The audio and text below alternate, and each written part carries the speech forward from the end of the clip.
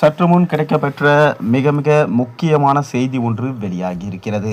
அனைவரது வங்கி கணக்கிலும் 5000 போட்ட முதல்வர் ஸ்டாலின். மகளிர் உரிமை தொகை திட்டத்தை மத்திய அரசு முடக்க பார்க்கிறது என்று சொல்வதில் எந்தவித உண்மையும் இல்லை என்று பாஜக மூத்த தலைவர் தமிழிசை சவுந்தரராஜன் தெரிவித்திருக்காரு. தேர்தல் நெருங்கும் நிலையில் மொத்தமாக ரூபாய் 5000 இன்று வரவு வைக்கப்பட்டிருக்க நிலையில் இதை தமிழிசை சவுந்தரராஜனும் விமர்சனம் செஞ்சிருக்கிறாரு.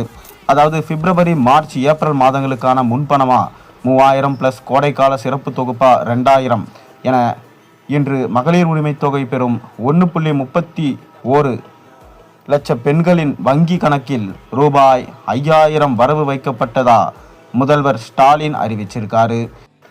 அதாவது தமிழக முதலமைச்சர் மு.க. ஸ்டாலின் எந்த திட்டத்தை வேணாலும் அறிவிக்கட்டும், ஆனால் மறுபடியும் மத்திய அரசு இதை முடக்க பார்க்கிறது என்று சொல்வதில் எந்தவித உண்மையும் இல்லை. இது தர்மத்திற்கு எதிரானது. அது மட்டுமில்லாமல் தமிழ்நாட்டு மகளிர் ஒன்றை புரிந்து கொள்ள வேண்டும். இவர்கள் எல்லாவற்றையும் தேர்தலுக்காக மட்டுமே தான் செய்கிறாங்க.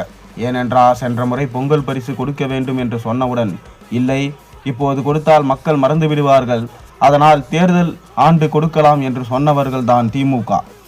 இவர்கள் அதைத்தான் இப்போது நடைமுறைப்படுத்தி கொண்டிருக்கிறார்கள். அது மட்டுமல்ல, இன்று ஒட்டுமொத்தமாக கொடுக்கும் இவர்கள் ஏன் இந்த திட்டம் அறிவித்த பின்பு 2 ஆண்டுகள் கொடுக்காமல் இருந்துவிட்டு பின்பு கொடுத்தார்கள்? இன்று தேர்தலுக்காக ஒட்டுமொத்தமாக கொடுக்கும் இவர்கள் ஏன் ஆரம்பிப்பதற்கு முன்னால் உள்ள தொகையை சேர்த்து மக்களுக்கு கொடுக்கவில்லை? அதுவே மக்களை ஏமாற்றுவது தானே. அது மட்டுமல்ல, டாஸ்மார்க் மூடுவதை பற்றி எந்தவித அறிவிப்பும் இல்லாமல் உரிமை தொகையை உயர்த்தி கொடுப்பதில் என்ன பலன்? ஒரு தனியார் நிறுவனம் நடத்திய கருத்து கணிப்பில் குடிக்கும் பழக்கம் உள்ள நபரால் தமிழ்நாட்டில் ஒரு குடும்பம் 6000 ரூபாய் டாஸ்மார்க்குக்காக செலவழிக்கிறது என்கிறது. டாஸ்மார்க் மூலமாக 45,000 கோடியை இந்த அரசாங்கம் சம்பாதிக்கிறது. ஆக குடும்பங்களை குலைத்துவிட்டு குடும்ப பெண்களுக்கு பணம் கொடுக்கிறேன் என்று சொல்கிறது இந்த அரசு. எல்லோரும் பீகாரை உதாரணம் காண்பிப்பாங்க. ஆனால் பீகாரில் பெண்களுக்கு கொடுக்கும் பணம் அந்த குடும்பத்திற்கு மட்டுமே செலவழிக்கப்படும். ஏனென்றால் அங்கே பூரண மதுவிலக்கு இருக்குது.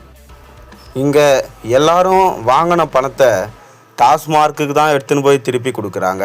அது எப்படி இருந்தாலும் திருப்பும் அந்த அரசுக்கே தான் போக போகுது. மக்கள் ஒன்றை மட்டும் உணர வேண்டும்.